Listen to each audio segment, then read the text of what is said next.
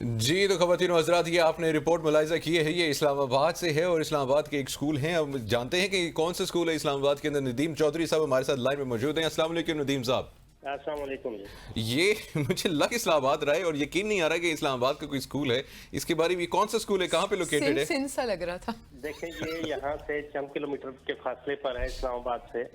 और ये बड़ी कमाल की बिल्डिंग बनी है और दो पहाड़ियों के दरमियान इंतहाई खूबसूरत बिल्डिंग।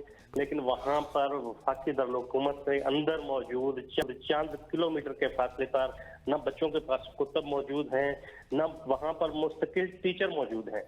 ये इदारा 1985 में बनाया गया था और इस इदारे के लिए इस इदारे को कहा गया कि ये पॉलीटेक्निकल कॉलेज बनाया जाएगा। वहाँ पर वो इंतजाम न किए जा सके, फिर ये इदारा एक यूनिवर्सिटी को दे दिया गया। कायदे-ए-आज़म ओपन यूनिवर्सिटी को उन्होंने इसकी मुकम्मल रेनोवेशन की, उसके बावजूद वो भी न चला सके।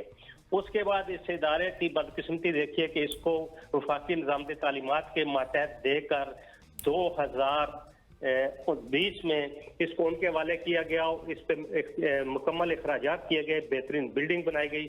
और आपको ये भी बताते चलें कि इस बिल्डिंग के तज़ीनो आराइश के लिए वफाकी निज़ाम तालीमात से 15 लाख रुपए के पर्दे लगा दिए गए। 15 लाख रुपए के पर्दे लगा दिए गए, हालांकि वहाँ पे कुछ भी नहीं हो रहा। वहाँ पर पर्दे मौजूद नहीं। वो बिल जो हमने देखे, 15 लाख रुपए के पर्दे लगाए गए तज़ीनो आराइश के लिए।